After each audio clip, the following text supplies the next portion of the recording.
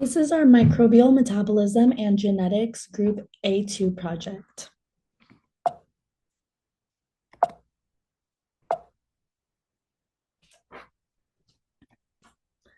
My name is Alyssa Gabriel, and I am doing bacterial gene regulation.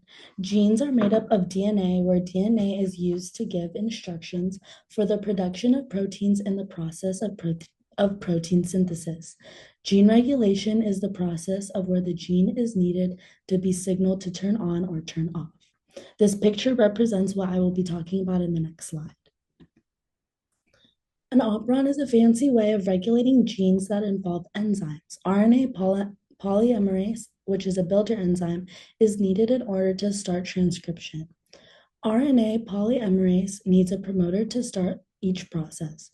A promoter is a sequence of DNA where RNA polymerase can bind to the operator, which then binds to the promoter. Once those two bind together, a repressor binds to the operator, blocking the RNA polymerase from passing through to make proteins. In order for the RNA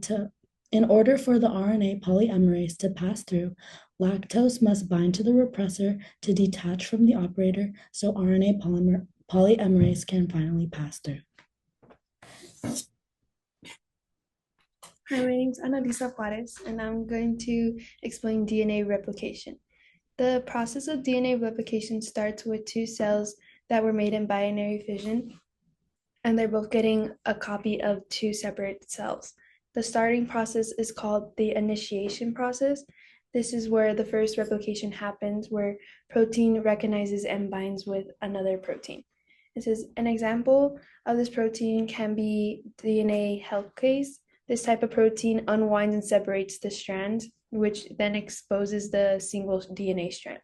Another enzyme called primers are used in the replication process to synthesize short parts of RNA. Another enzyme called DNA polymerase synthesizes DNA in a 5-3 direction using another strand to copy. The first part of the 3 in that 5-3 direction is added with nucleotides to the 3-inch end of the new strand, which is also called the leading strand, to then get energy released from that strand. But you can not add nucleotides to the 5-inch strand, which is called the lagging strand. This is why synthesis is made regularly. When made regularly, the RNA primer needs to be made. Eventually, the DNA polymerase removes the primer to replace them with deoxynucleotides. And then to finish this process, the DNA ligase then seals the exposed area that we were talking about earlier that is exposed by making covalent bonds between those nucleotides. And then this picture is just a shorter and easier way of explaining what I explained. My name's Allie, and I did the Christian worldview in healthcare. Christian healthcare workers need to be able to discern the difference between biblical and naturalistic values. This means decisions should be often made with respect to God's will, and actions should reflect love, care, and respect for others as taught by Jesus, rather than the naturalistic view, which focuses on things like individuals' choices, patients' rights to make decisions, which benefits the most people, and what science shows to be effective. From a Christian perspective, healthcare workers are called to be stewards of the health and well-being of others, reflecting God's care and compassion for humanity. A Bible verse that goes with this is John 16:33, which states, "I have told you these things so that in me you may have peace. In this world you will have trouble, but take heart, I have overcome the world." This verse is important because it allows Christ followers to understand that he will be with us through hardships and suffering. Therefore, we can be with others through their hardships and suffering because of the grace and hope that God gives us. This Bible verse also encourages Christ followers to comfort those who are suffering, reminding them that hardships can be overcome through him. By trusting and believing in his power, they can have confidence that he is able to do all things. All that is needed is faith. Hi, my name is Allison Slater, So, what is horizontal gene transfer? So, it is between two existing organisms, and the difference between horizontal gene transfer and vertical gene transfer is that in vertical gene transfer, it's sexual and creates offspring. So, it's sending genes between offsprings and not between two existing organisms, like horizontal gene transfer is. And the movement of genetic information happens between these organisms, but not sexual. And it helps transmit DNA, and it ultimately leads to pathogen evolution. And then in the image, it shows all three types of horizontal gene transfer, which is transformation, conjugation, and transduction. And we will be talking about those later. So, first, we're talking about the transformation part of horizontal gene transfer. So, this happens with bacteria, plants, or non animal cells. And it's the uptake of free genetic material from the environment. So, there's fragments of DNA from dead bacterium that are floating in the environment. And there's also living recipient bacteriums in this same environment. And those take in the dead bacterium to take in the DNA. And some cells, not all of them, absorb the DNA through competence, and it can be facilitated in a lab through heat shock. So if you look at the first image, this is the fragments of DNA just floating in the environment, and the yellow bacteria is the living bacteria. And in the third image, you can see it says competence specific single strand DNA binding protein. So that's how the living bacteria is going to take in the dead bacteria's DNA, is through that binding protein. And then in the fourth image, it shows the donor DNA versus recipient DNA, and those kind of meshing together within the bacteria to create one whole DNA, which is in the last image.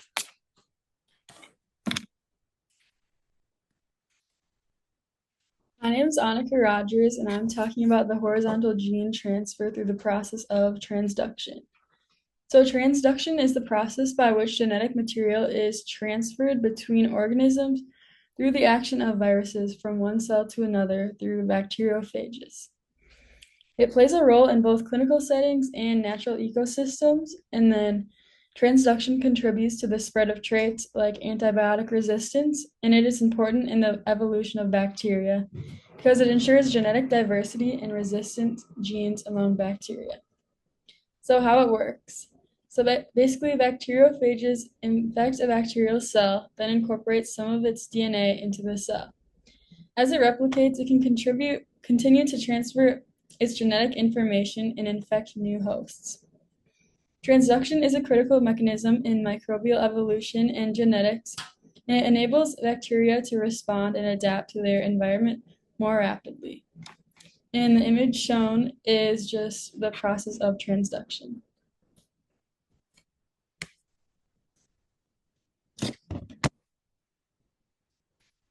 Hi, I'm Anya, and I'm going to be talking about conjugation.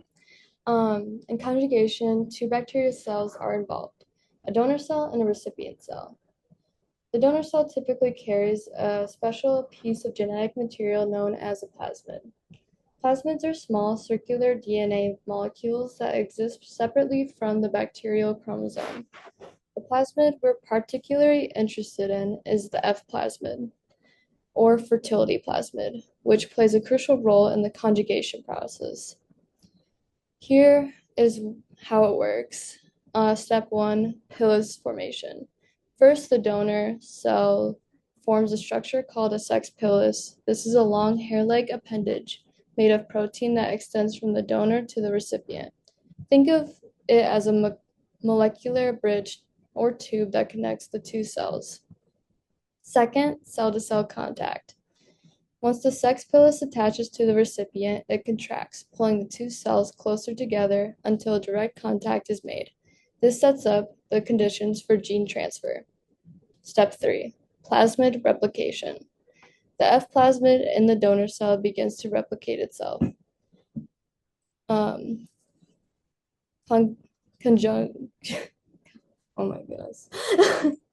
Conjugation involves rolling circle replication. where one strand of the plasmid is transferred into the recipient, while the other strand remains in the donor and replicates there. Step 4, DNA transfer. The single strand of the plasmid moves through the pilus and into the recipient cell, where it is then synthesized into a double strand. The recipient cell now has a complete copy of the plasmid. After this process, the recipient cell becomes a donor itself, capable of transferring the plasmid to other cells. This cycle significantly contributes to the spread of genetic material within a bacterial population.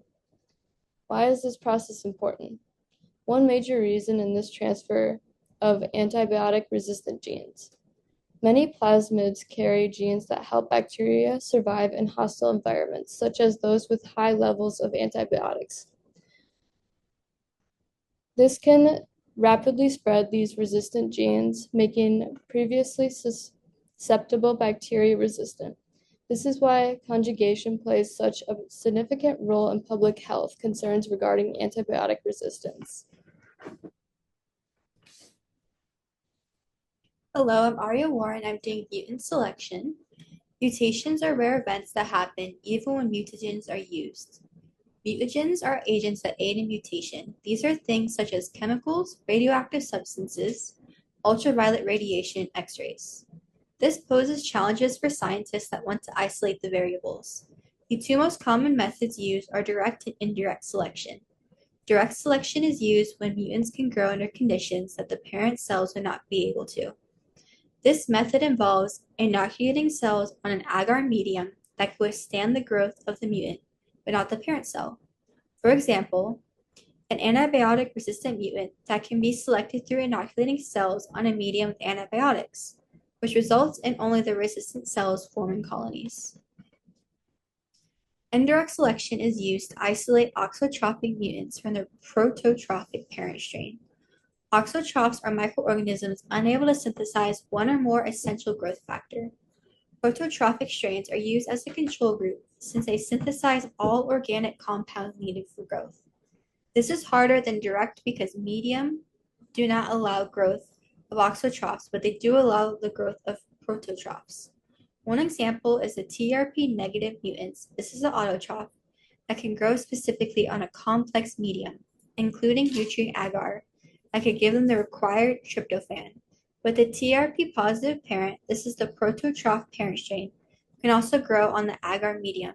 An indirect selection that is used is called replica plating, which relies on the use of a master plate. This is a plate where both autotrophs and prototrophs can grow, and then spread the bacterial culture onto the agar plate and incubating to obtain the isolated colonies. Hi, I'm Arabia, and I'm going to be talking about plasmids and transposons. So first, plasmids are circular DNA molecules which have the ability to replicate separately from the host DNA.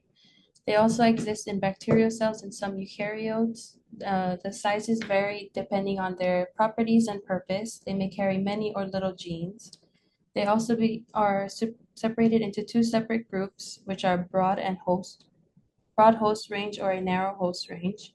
The broad host range is replicable in many species, including both gram-positive and gram-negative bacteria, whereas the narrow host range is replicable in only a single species. The clinical significance of plasmids is that they serve as vectors to introduce foreign DNA to certain cells during electrical poration, where is when an electrical pulse is used to create a temporary pore in a cell's membrane where the bacteria will then be introduced. They also contain genes that present bacteria with a competitive advantage, which allows it to survive extreme conditions, which is linked to antibiotic resistance when some bacteria carry and transfer multi-drug resistant plasmids between other bacterial species.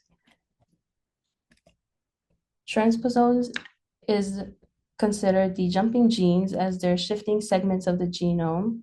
These genetic elements travel from different areas of the genome and insert themselves into open DNA sites. They can be broken up into two main groups, which are known as class 1 and class 2 transposable elements. So class 1 transposable elements are also known as retroposones, and they're functioning using reverse transcription and a RNA intermediate form.